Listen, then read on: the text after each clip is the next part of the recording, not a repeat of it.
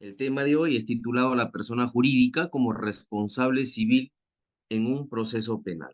En un proceso penal hay una acumulación de pretensiones, la pretensión penal y la pretensión civil. Ojo con esta palabra, acumulación de pretensiones, porque siempre hemos confundido y quizá algunos aún estén en ese error de considerar a la pretensión civil como accesoria a la pretensión penal. En la pretensión penal, que básicamente se habla de lo que es pena y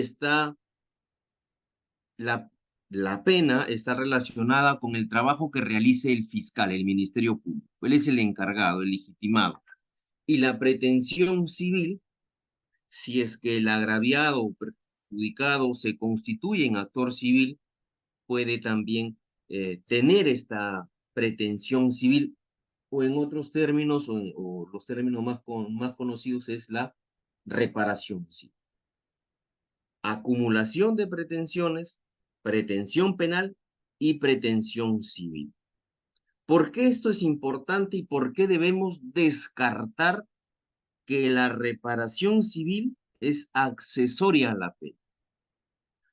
Porque puede llamarnos poderosamente la atención cuando se escuche X persona ha sido absuelta, pero fue sancionada con reparación civil. O dicha persona se le sobrellevó el caso, pero fue sancionada con una reparación civil. Porque todos estamos acostumbrados a decir, no, si ha sido condenado, va a recibir una reparación civil. Si ha sido absuelto, no. Entonces, por eso es importante ponernos en contexto, tener este panorama claro de que en un proceso penal hay una acumulación de pretensiones. Y esto lo podemos apreciar claramente en el artículo 12 del Código Procesal Penal, que regula lo siguiente. El artículo 12 del Código Procesal Penal regula, inciso 3, la sentencia absolutoria o el auto de sobreseimiento no impedirá al órgano jurisdiccional pronunciarse sobre la acción civil derivada del hecho punible válidamente ejercida cuando proceda. Entonces, como pueden haber escuchado, es esto, ¿no? Por más que el caso esté sobreseído o por más que exista una absolución, repito, sí puede ordenarse el pago de una reparación civil. Bien, entonces ya estamos en el contexto del sistema de la determinación de la responsabilidad civil. Reparación civil. ¿Cuál es el fundamento? ¿Qué necesita el juez para poder ordenar el pago de una reparación civil? Que el fiscal o el actor civil haya demostrado un daño ilícito. Esto es importante. Esta palabra daño, sin daño, no hay nada que reparar, no hay nada que pagar, no hay nada que indemnizar. Esto es vital, esto es algo central en el tema de la reparación civil. Y por eso que es el fundamento. Este fundamento reside en el daño. Como pueden apreciar en esta lámina, este es un pronunciamiento de la Corte Suprema en la que ha establecido de que en relación o sobre los casos de delitos tributarios, la reparación civil no se toma en cuenta el daño, sino se aplica según la ley. Ojo con esto. Y en este caso, en este recurso de nulidad, pasó lo siguiente. El procurador interpone su recurso de nulidad porque no está conforme con lo decidido por el colegiado de primera instancia. ¿Y por qué? No existía para el procurador una claridad respecto a la reparación civil. El procurador había interpuesto el recurso de nulidad porque no existía una claridad en la reparación civil. se había ordenado el pago de reparación civil 60.000 soles, pero que también los procesados o los condenados ya en este caso tendrían que devolver el dinero. ¿Qué había pasado? Que una empresa se había favorecido con facturas emitidas por dos proveedores y había obtenido ganancias sobre ello. Pero aquí nos vamos a centrar y ubicar en relación al caso en concreto. ¿Por qué si estamos indicando de que el fundamento del daño o el fundamento de la reparación civil es el daño? ¿Por qué en los delitos tributarios el fundamento no es el daño, sino es según la ley? La Corte Suprema ha señalado de que esta ganancia obtenida por la empresa, por las facturas emitidas a favor, realizadas obviamente por los proveedores, tiene que comprender toda la reparación civil. ¿Por qué hay que tenerlo en cuenta? Esto tiene una consecuencia muy seria, porque distinto es tener una reparación por 60.000 soles y que también se deberá devolver lo obtenido de manera ilegal, a tener una reparación civil que comprende todo, de acuerdo a la ley o de acuerdo al código tributario. Porque si tú eres condenado, por ejemplo, a pena suspendida, estás sujeto a reglas de conducta y una de las reglas de conducta es pagar la reparación civil. Si te comprende, según la ley, estos 3 millones y pico soles, entonces va a ser mucho más complicado, ¿cierto? Entonces, hay que tener muy claras las cosas en esto. Bueno, el mensaje es que todo empresario debe actuar de manera legal, ¿no? De acuerdo a la Constitución, el artículo 70, buscando siempre el bien común, ganancias de manera legal. Y esto deben tenerlo en cuenta, que en delitos tributarios, porque se escucha muchas veces, dicen, no, pero ya, ese monto de reparación civil lo pago y lo demás no. Pero aquí, en esta lámina, claramente ustedes pueden apreciar de que en delitos tributarios la reparación civil se aplica según la ley y no según el daño. Ahora, sobre la persona jurídica como responsable civil. Hay estas clases de responsabilidades, nos vamos a centrar en la responsabilidad indirecta, que tiene que ver con la responsabilidad originada por subordinado. Creo que con esto vamos a tener mayor claridad y poder entender el papel de una persona jurídica en relación a la reparación civil. ¿Ya? Esta es una casación que tiene que ver con la responsabilidad indirecta, es decir, la persona jurídica no comete el delito, sino quien comete el delito es un subordinado. Eh, con mayor claridad se puede apreciar, por ejemplo, en estas empresas de transportes, ¿no?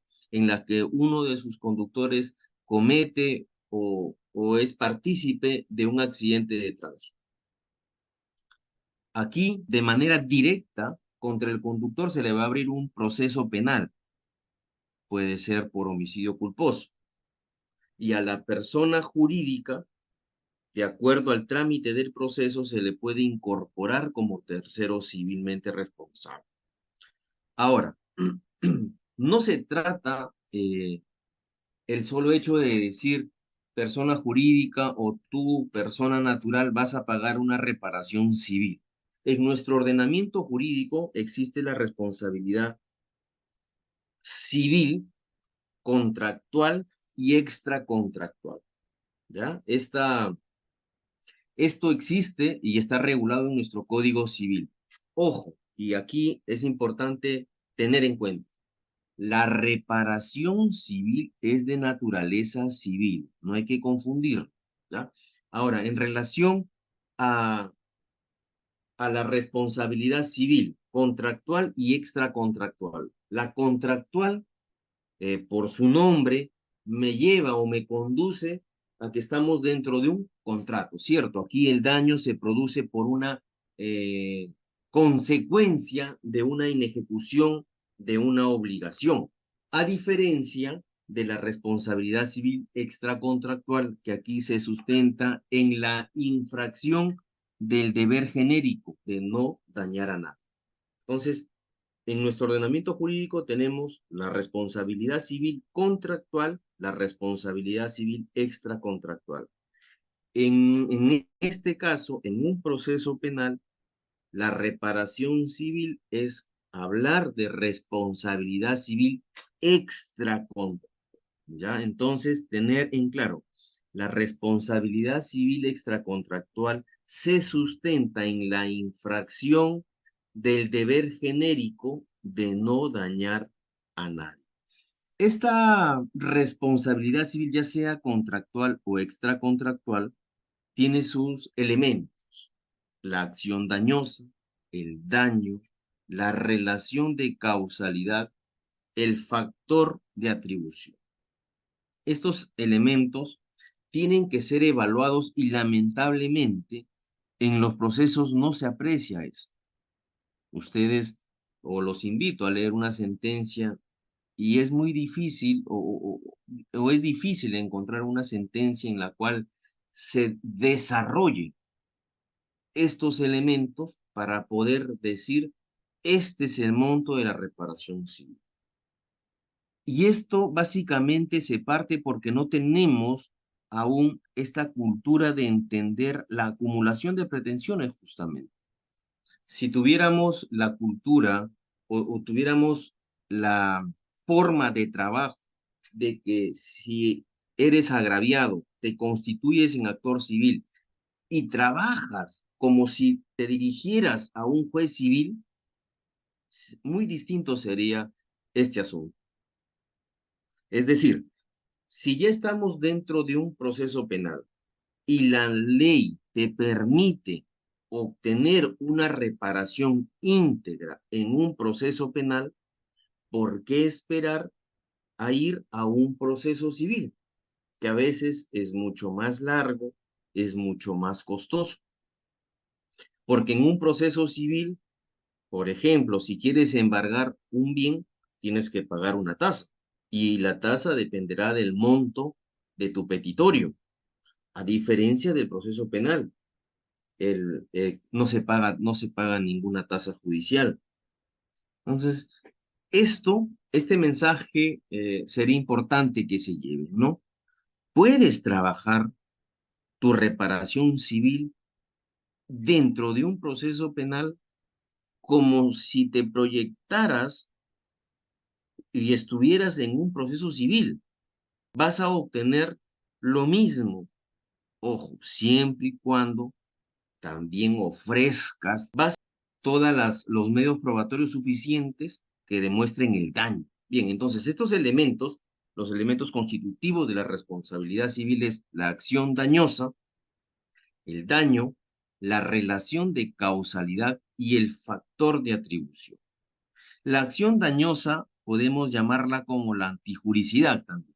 Es lo que está en contra del ordenamiento jurídico. Recordemos, y reitero esto, que la responsabilidad civil extracontractual igual a reparación civil es de naturaleza, su naturaleza jurídica es civil, no podemos eh, pretender darle otra naturaleza, es civil. Y para eso tenemos las armas o la regulación del Código Civil. Obviamente tenemos que interpretarlo con lo que indica también el Código Penal y el Código Procesal Penal. Pero principalmente, cuando se habla de reparación civil, igual, repito, a responsabilidad civil extracontractual, el Código Civil ayuda mucho en eso. Entonces, en relación al primer elemento, la acción dañosa o antijuricidad, hay una antijuricidad típica contractual que lo ubicamos en el artículo 1321 del Código Civil. Pero también hay una antijuricidad típica y atípica, ¿ya? Esto, los entendidos en la materia hablan de una antijuricidad en sentido amplio, no formal, y está regulado también en los artículos 1969 y 1970 del Código civil. Ahora, el daño. El daño, ¿qué es el daño? El daño es todo menoscabo contra los intereses individuales o los intereses de las personas en su vida relacionado a su entorno, en su vida a la relación social que tiene una persona. Toda persona tiene o es merecedor de tutela legal y nadie puede causarle daño, o nadie debería causar, porque si lo hace, obviamente va a recibir las consecuencias jurídicas que nuestro ordenamiento jurídico lo tiene establecido.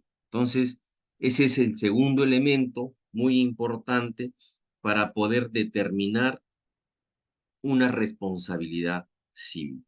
Ahora, el tercer elemento es la relación de causalidad. Aquí la palabra clave para entender esto es la vinculación que existe entre la conducta y el daño, ¿no? Nada es casualidad acá, hay una causa, hay un efecto, y esto hay que tenerlo muy claro. Otro elemento de la responsabilidad civil es la relación de causalidad. Entonces, la palabra clave aquí es la vinculación que existe entre la conducta y el daño, ¿no? Y el factor de atribución en relación a la responsabilidad civil extracontractual tiene que ver con la culpa y el riesgo creado. Más adelante vamos a dar un ejemplo para poder entender esto. La determinación de la reparación civil. Como les decía, ¿no? Que sirvan estas conversaciones, estas reflexiones, para quien esté sometido a un proceso penal como parte agraviada, por ejemplo, haciendo un paréntesis al tema en cuestión, puede conseguir todo esto en un proceso penal, sin necesidad de ir a un proceso civil. Aquí el tema es la consecuencia jurídica que puede tener la persona jurídica, sí. Todo esto también la persona jurídica puede eh, ser sancionada. Aquí, sobre la restitución del bien, la indemnización por daños y perjuicios y la anulación de transferencias. Todo esto está regulado. Si vamos al Código Penal en el artículo 93, nos habla. La reparación comprende la restitución del bien o, si no es posible, el pago de su valor y la indemnización de los daños y perjuicios. Y la indemnización por los daños y perjuicios. El artículo 94 del Código Penal regula, la restitución se hace con el mismo bien, aunque se halle en poder de terceros, sin perjuicio del derecho de estos para reclamar su valor contra quien corresponda. Antes de la regulación del Código Procesal Penal, porque hay que tener en cuenta que nuestro Código Penal es de 1991 y el Código Procesal Penal estuvo entrando en vigencia de manera progresiva, ¿no? Empezamos en el 2006 y así. En Lambayeque, por ejemplo, empezamos el 1 de abril del 2009. Como que no tenía un trámite, un procedimiento ese artículo 94, pero ahora el artículo 94 lo tenemos que interpretar con el artículo 15 del Código Procesal Penal. Aquí nos habla sobre las nulidades de las transferencias. El Ministerio Público o el actor civil, según los casos, cuando corresponda aplicar lo dispuesto en el artículo 97 del Código Penal o cuando se trate de bienes sujetos a decomiso, de conformidad con el artículo 102 del citado código, que hubieran sido transferidos o grabados fraudulentamente sin perjuicio de la anotación preventiva y o de otra medida que corresponda, solicitarán en el mismo proceso penal la nulidad de dicha transferencia o gravamen recaído sobre el bien. Entonces, para ambos lados, aquí hemos sido citados para hablar sobre la consecuencia jurídica, reparación civil que está sometida una persona jurídica. Pero también podemos ponernos en la otra orilla como persona jurídica, ya sea como persona natural, en la cual podemos conseguir todo esto. En la otra orilla, evitar la restitución, la indemnización, anulación, de manera legal, obviamente, ¿no? Pero en la otra orilla podemos conseguir todo esto sin necesidad de ir a un proceso penal. La idea es trabajar de manera correcta el trámite penal, el trámite civil, cuando corresponde, porque recordemos, existe una acumulación de pretensiones. Ahora, sobre los aspectos procesales del ejercicio de la acción civil en el proceso penal. Cuando empezamos a hablar sobre las consecuencias jurídicas que puede estar sujeta la persona jurídica, hemos hablado cómo puede ingresar una persona jurídica al proceso penal. Hemos hablado del trámite sobre la incorporación de la persona jurídica al proceso penal. No es tan común ver a una persona jurídica sometida a un proceso penal, pero para someterla a una persona jurídica a un proceso penal también hay reglas, hay que respetar sus derechos. ¿Ya? Entonces aquí, sobre los aspectos procesales del ejercicio de la acción civil. La oportunidad procesal para el ejercicio de la acción civil. Quiero que quede claro esto. Esto lo vengo trabajando ya hace bastante tiempo, incluso ha sido parte de mi tesis para el título de abogado. Aún no encuentro claridad, les soy sincero, porque se postula en los procesos, pero aún no hay una respuesta esperada, ¿no? De acuerdo a la posición que uno maneja. Y es la siguiente. Sobre la reparación civil. A ver, rápidamente, repito lo que el 21 de septiembre lo dije, ¿no? El proceso penal tiene 3 fases: la investigación preparatoria, etapa intermedia, juicio oral. Para poder constituirse en actor civil, tiene que formalizarse la investigación. Para incorporar a un tercero civil, tiene que estar formalizada también la investigación, ¿no? El actor civil lo solicita la persona que se siente agraviada, perjudicada, la víctima, o los familiares de la víctima. Y el tercero civil lo solicita el fiscal. Ahora, sobre hasta cuándo, porque hay extremos, ¿no?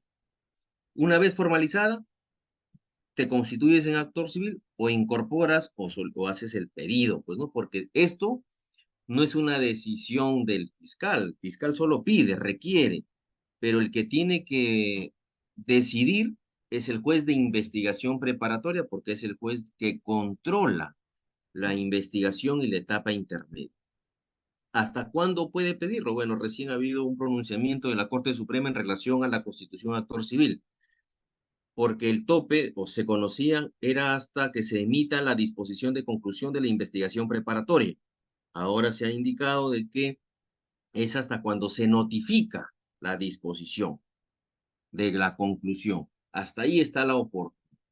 Entonces, una vez constituido, nos colocamos en un supuesto hipotético de un requerimiento de acusación. Aquí se corre traslado a las partes y las partes tienen 10 días para absolver ese requerimiento acusatorio.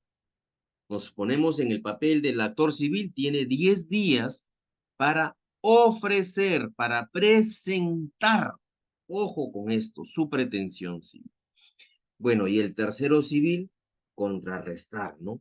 La pretensión civil básicamente, porque a eso apunta y para eso está legitimado.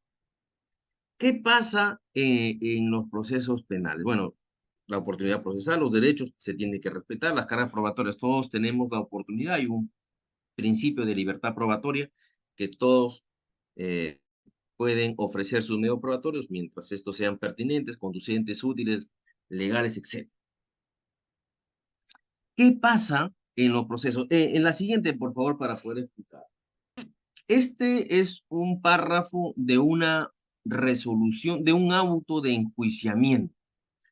Les explico qué significa esto. Esto es bastante preocupante en realidad, porque el Código Procesal Penal, en el artículo 11, claramente señala: si es que se constituye en actor civil el perjudicado, cesa la legitimidad del Ministerio Público. Esto significa que el Ministerio Público ya no puede pronunciarse por la reparación civil. En este caso que les estoy mostrando, había un tercero civilmente responsable. Nosotros estábamos ejerciendo la defensa de este tercero civil.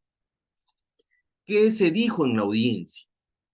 Llegó el procurador, pero solamente se había constituido en actor civil, porque la constitución de actor civil es un incidente aparte. El perjudicado pide al juez constituirse en actor civil para tener mayores facultades, de acuerdo a lo regulado en el artículo 104 del Código Procesal.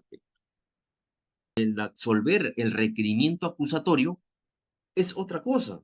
Como les digo, ahí es la oportunidad que tiene el actor civil de presentar su pretensión civil. Es como presentar la demanda en un juzgado civil. Entonces, nos convocan a la audiencia, ya sabíamos con anticipación de que el procurador no había absuelto el requerimiento acusatorio, solo se conformó con haber estado constituido un actor civil. Y en su solicitud de constitución actor civil pedía 200.000 soles. Y Fiscalía, bueno, también lo solicitó el mismo modo.